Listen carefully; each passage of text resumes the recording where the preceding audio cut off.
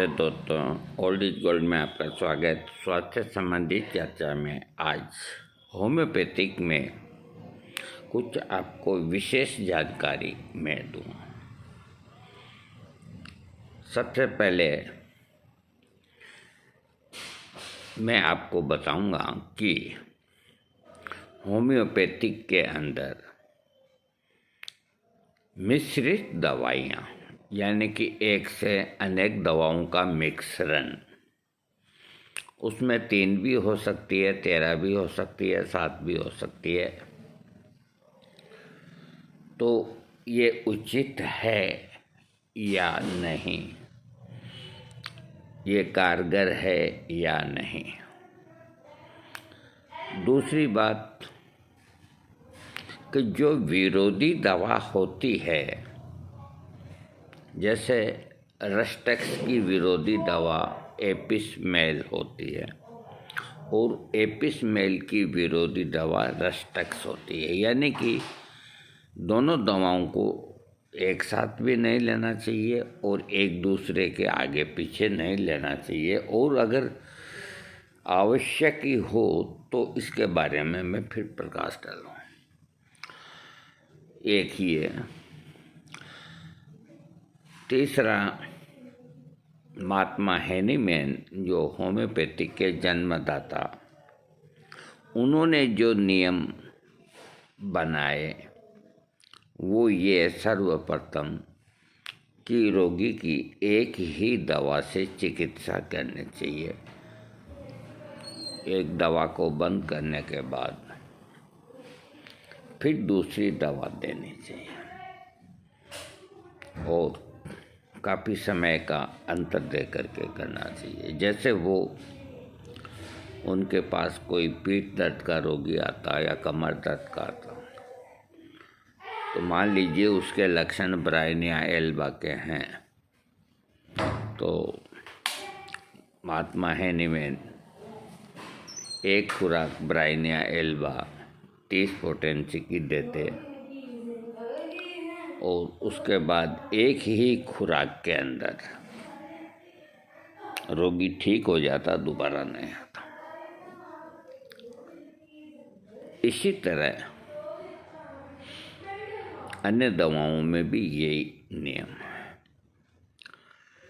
अब सवाल एक ये उठता है कि महात्मा हेनीमैन जैसे तो कोई बन नहीं सकते, फिर भी जितने आज डॉक्टर हैं और उनके बाद होम्योपैथिक आगे बढ़ी है और आज अपनी एक अलग ही पहचान रखती है, जिसको सब सैल्यूट करते हैं, तो महात्मा हेनीमैन का जो नियम था, जो उनका कि एक दवा एक समय, तो वो बात अब नहीं रही। अब इसके पीछे क्या कारण है वो मैं आपको बताता हूँ। उस वक्त जब महात्मा हेनीमैन ने होम्योपैथिक चालू करी, तो एक तो वो खुद दवा बनाते थे, खुद दवा बनाते और खूब आराम से लक्षण लेते और 30 पोटेंसी की एक खुराक देते, रोगी ठीक होता। तो उस वक़्त की उनकी बनी हुई दवा 30 पोटेंसी और आज जो दवाइयाँ होम्योपैथिक की बनती है 1000 पोटेंसी, दोनों समान हैं, क्योंकि उस वक्त इतनी प्योरिटी और इतने शुद्धता से वो बनाते थे कि उनकी 30 पोटेंसी की एक खुराक से ही रोगी ठीक होता था। वो 1000 पोटेंसी आज की जो बनती है उसके मुकाबले वो 30 पोटेंसी होती थी। उनके बाद डॉक्टर बोनिनहासन, जिनके पास गाँव के रोगी अधिक आते थे, मान लीजिए खांसी के रोगी आए तो वो क्या करते थे कि 3 पुड़िया देते थे, एकोनाइट 200, अस्पंजिया 200 और हिपरसल्फ 200, और वो कहते कि एक पुड़िया आज दे देना, एक कल, एक परसों। प्राय 3 पुड़िया के अंदर ही बच्चों की हर तरह की खांसी, कुत्ता खांसी या जो भी है, वो ठीक हो जाते थे, क्योंकि गांव से रोगी उनके पास आते थे। तो वो रोज भी नहीं बुला सकते। महात्मा हेनीमैन 30 पोटेंसी से आगे बढ़े ही नहीं। इतनी आयु और मिले तब बढ़ते वो। बाद में जो विज्ञान ने तरक्की की और अच्छे अच्छे डॉक्टर होम्योपैथिक के अंदर जिन्होंने बहुत अच्छी अच्छी दवाइयाँ बनाई, तो उनके अंदर जो पुराने डॉक्टर जो हेनीमैन के विचारों के थे, तो उन्होंने भी उनकी बात का समर्थन किया और कहा एक दवा देनी चाहिए। अब सवाल ये उठता है कि आजकल अब एक दवा का तो प्राय सिस्टम ही नहीं। अब एक दवा को तो सिर्फ इसीलिए काम में लिया जाता है होम्योपैथिक में कि बीच में यदि कोई चीज़ की ज़रूरत आ पड़े तो एक दवा दे दी जाए। तो इस तरह से फिर सरलीकरण किया और भी बहुत से। उसके पश्चात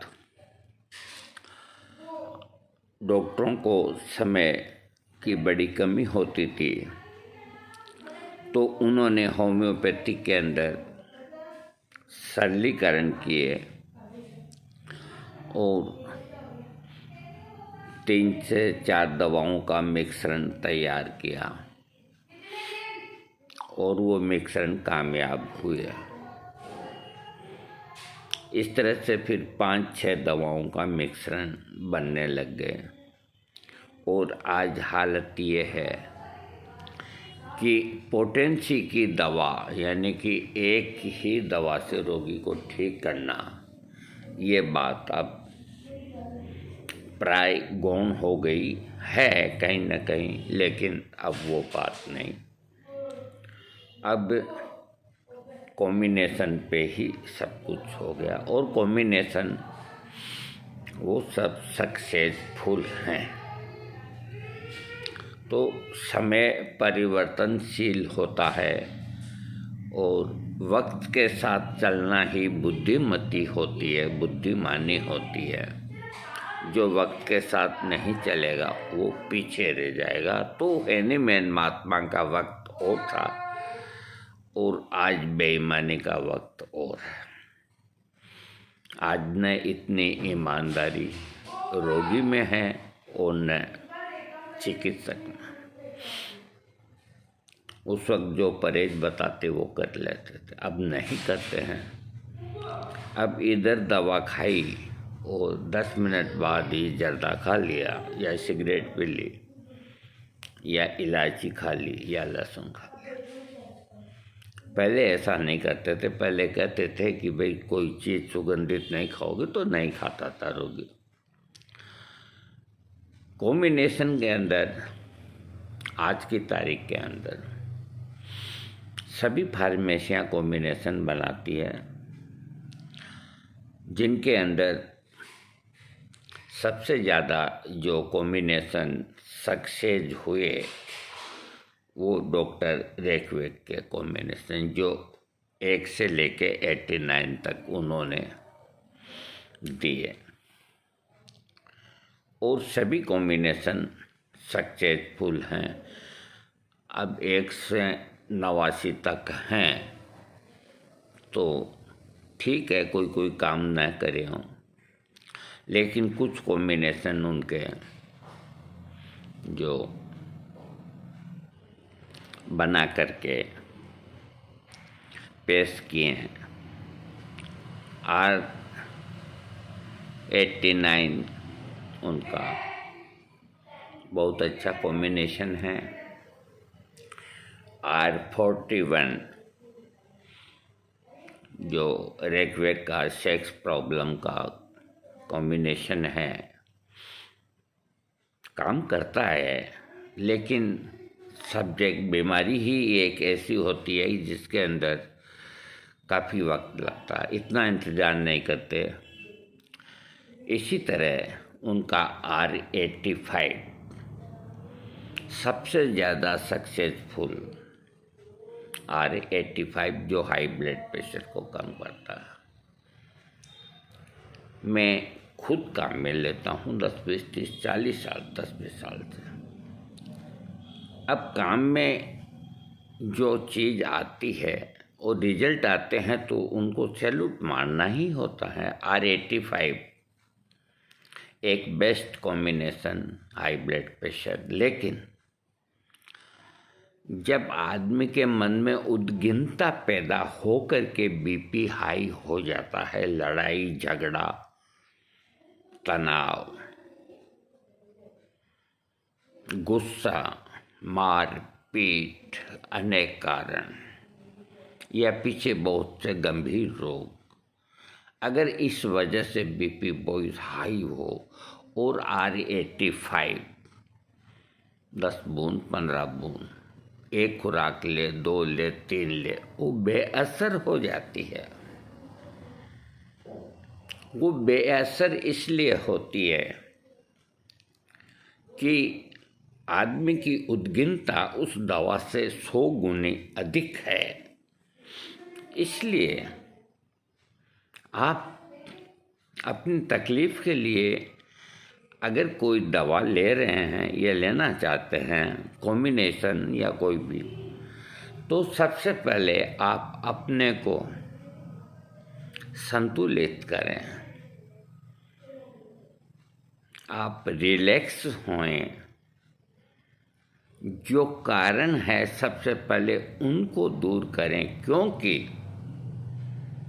अगर भट्टी जल रही है तो उसमें 4 छींटे पानी के मार दो तो वो नहीं बुझेगी। वो तभी बुझेगी कि उसका ईंधन खत्म होगा, तब उसमें वक्त लगेगा। तो इस तरह गुस्से में, लड़ाई में, झगड़े में R85 आपने लिया, 2 खुराक 3 खुराक हाई बीपी के लिए काम नहीं किया, और भी कोई दवाई ली उसने भी काम नहीं किया, गोल्ड ड्रॉप भी ली उसने भी काम नहीं किया, तो ये सब दवाइयाँ तो गलत नहीं हुई। जो चीज़ 1 हफ्ता पहले काम करती थी वो आज क्यों नहीं करती? वो इसलिए नहीं करती कि आपकी उद्विग्नता बहुत ज़्यादा है। पहले आप अपने उद्विग्नता को कम करें, रिलैक्स हों, चिकित्सक को पूरी बात बतावें कि मैं इस वजह के बाद में मेरे को ये प्रॉब्लम हुई, तो वो चिकित्सक भी आपको उन सब बातों से दूर हटने के लिए अपनी राय देगा, एंटी डिप्रेशन की दवाई देगा, उसके बाद फिर कहेगा R85 लो, काम करेगी, फिर काम करेगी, और कुछ नहीं। तो आप 15 मिनट जब आपके मन में उद्विग्नता हो या आपको लगे कि आपका बीपी बढ़ा हुआ है किसी कारण से, तो आप 15 मिनट के लिए, सिर्फ 15 मिनट के लिए आप लेट जाइए। लेट करके और शरीर को सिर से लेके पाँव की अंगुलियों तक शिथिल करते जाइए, शिथिल करते। देखो मैं योगा वगैरह कुछ नहीं जानता, मैं पोथी पढ़ पढ़ जग मुआ, पंडित भैया ने को 2.5 अक्षर प्रेम का पढ़े सो पंडित हो। तो मैंने 2.5 अक्षर प्रेम के पढ़े हैं। तो आप बिल्कुल अपने शरीर को ढीला छोड़ दें और विचार करें कि किसको क्या करना है, क्या नहीं करना है। आई गई बात करो, कहाँ माता फोड़ी है। कल जो कुछ भी उसको कहा है उसको मना लेंगे, या जो कुछ भी बात है उसको कर लेंगे। इस तरह 15 मिनट अपने आप को रिलैक्स करें और उसके बाद चाहे आप डाइकॉर्ड लें, चाहे R85 लें, चाहे आप 1 कप पानी में नींबू का रस लें, सब काम करेगी दवाइयाँ। लेकिन आदमी घबरा जाता है। अभी मैं होशो हवास में हूँ, इसलिए मैं बात कर रहा हूँ। कोई बात होने के बाद मैं भी अपने होश गंवा बैठता हूँ, हर कोई गंवा बैठता है। समय फिर अपने आप सही करता है। तो जहाँ तक वो जो हाई ब्लड प्रेशर के रोगी हैं, उनको तनाव से और लड़ाई झगड़ा और कोई फालतू बातों से बचना चाहिए। अब रहा सवाल कि कॉम्बिनेशन, ये जितने R89 के जितने कॉम्बिनेशन हैं रेक वेक के, कोई में 4 दवा, कोई में 10, कोई में 6, कोई में 5, कोई में, तो ये सभी काम करती है। और इसके अलावा जो डॉक्टर आपको कॉम्बिनेशन बना के देता है, जो खुद डॉक्टर जुकाम का या खांसी का, वो भी काम करते हैं। तो मैं आपको एक ही बात कहूँगा कि कॉम्बिनेशन में एक दवा से अधिक दवा होती है, उसको कॉम्बिनेशन बोलते हैं। तो कॉम्बिनेशन में 5 हो, 10 हो, 11 हो। मैंने कई डॉक्टर्स को ये कहते हुए सुना है, किसी डॉक्टर ने किसी पेशेंट को कोई बीमारी के लिए 9 या 10 दवाओं का कॉम्बिनेशन बना कर दिया। तो उस डॉक्टर ने उस रोगी से कहा कि तो बहुत बड़ा कबाड़ा हो गया, इतनी दवाइयाँ एक साथ मिला दी गई। जिसने मिला के दी है वो डॉक्टर गलत नहीं, और जिन्होंने ये कहा है कि ये इतनी दवाइयाँ मिला के दी, वो भी गलत नहीं। अब अनुभव अपने अपने और सोच अपनी अपनी। मैं जो नुस्खा बवासीर का देता हूँ वो 6 दवाओं का कॉम्बिनेशन है और बहुत सक्सेसफुल है। मैं 30-40 साल से देता हूँ। मैं माइग्रेन का जो नुस्खा देता हूँ होम्योपैथिक में, कई डॉक्टरों के मेरे पास आएंगे, कई रोगियों के भी सवाल आएंगे, वो 21 दवाओं का कॉम्बिनेशन है माइग्रेन का, जिसको मुझे बनाने में 1 हफ्ता लगा। 1 हफ्ता 21 दवाओं को, उसके अंदर 30 पोटेंसी और 200 पोटेंसी। और इस चीज़ का ध्यान रखा गया कि कोई दवा एक दूसरे की एंटी न हो, विरोधी न हो। इस तरह से सेट करके जब मैंने उसको माइग्रेन के रोगियों को दिया, मैं अपनी तारीफ कभी नहीं करूँगा। मैं जो बात सत्य होगी ना वो ही बताऊँगा, और जिनको मेरी बात पे यकीन नहीं है तो मैं 21 की 21 दवाइयाँ मंगाऊँगा और उनके सामने कॉम्बिनेशन बनाऊँगा। 10 रोगी को 2 माइग्रेन के 10 के 10 ठीक होंगे। ये मैं कर सकता हूँ, नाम नहीं बताऊँगा। 21 दवाइयाँ, तो जब 21 दवाइयाँ का कॉम्बिनेशन इतना अच्छा काम करता है तो 5 का, 6 का, 10 का और का, तो अब मैं वीडियो बड़ा बन रहा है, मैं इसको समेटने में लगा हूँ। दूसरी बात और बता देता हूँ, कॉम्बिनेशन के अंदर एपिस आ गई और इसकी विरोधी दवा रेस्टोक्स आ गई। अब आप असमझ में पड़ गए कि क्या करें, ये भी आवश्यक है और ये भी आवश्यक है, तो घबराने की ज़रूरत नहीं। इस तरह की जो भी दवा विरोधी अगर आपके कॉम्बिनेशन में आती है और वो 30 पोटेंसी में कर दीजिए और दोनों को ले लीजिए, यानी कि एपिस भी ले सकते हैं, रेस्टोक्स भी ले सकते हैं और कोई हानि नहीं करेगी। एक कॉम्बिनेशन का ये सबसे बड़ा फायदा कि कॉम्बिनेशन कभी एग्रावेशन नहीं करते, बहुत कम चांस होते हैं। सिंगल दवा एग्रावेशन कर देगी, रोग वृद्धि कर देगी। तो देखो, जो एक दवाई दे करके रोगियों को ठीक करते हैं उनकी भी जायज़ है, वो अपनी जगह सही, और जो कॉम्बिनेशन दे करके और रोगियों को ठीक करते हैं उनकी भी जायज़ है, वो भी अपनी जगह सही।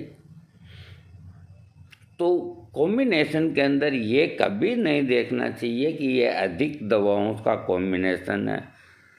कॉम्बिनेशन में बस एक चीज़ का ध्यान रखें, जितनी कम पावर की आप दवा लेंगे, 3x dilution, 6x dilution, 4x dilution, वो उतना ही अच्छा काम करेंगे।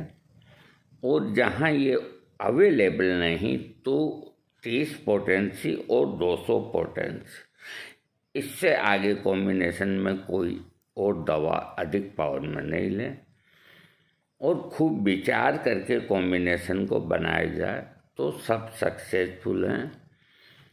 तो कुल मिला के होम्योपैथिक में ये कभी कोई नहीं कह सकते कि ये गलत है, ये सही है।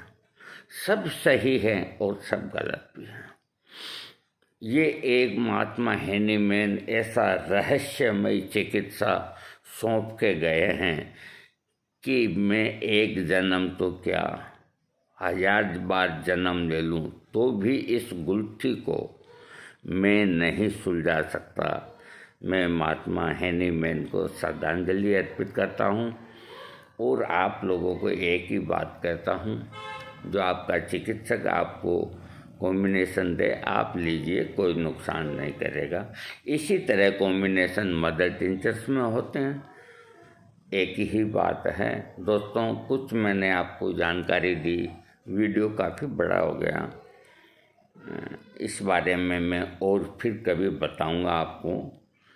फिलहाल जो विरोधी दवा जो सामने आ रही थी अड़चन, उसका मैंने इसमें डिक्लेरेशन किया। और कितनी भी दवा हो, 10 हो, 8 हो, 5 हो, मिला लीजिए, क्योंकि अब रोगी के लक्षण लेना और लक्षण रोगी का देना संभव नहीं, न इतना समय रोगी को न इतना समय डॉक्टर को। इसलिए कॉम्बिनेशन क्या है, जुखाम तो 6 दवाओं का कॉम्बिनेशन, एलियम सिपा उसी में डाल दो, आर्थायोड उसी में डाल दो, नेट्रोम्योर उसी में डाल दो, 5-6 दवाओं का ये बना करके दे दो, कैसा भी जुकाम में ठीक हो जाएगा। ये सरलीकरण बहुत अच्छा हुआ होम्योपैथिक में। दोस्तों, आपको मेरा वीडियो अच्छा लगे सब्सक्राइब कीजिएगा। थैंक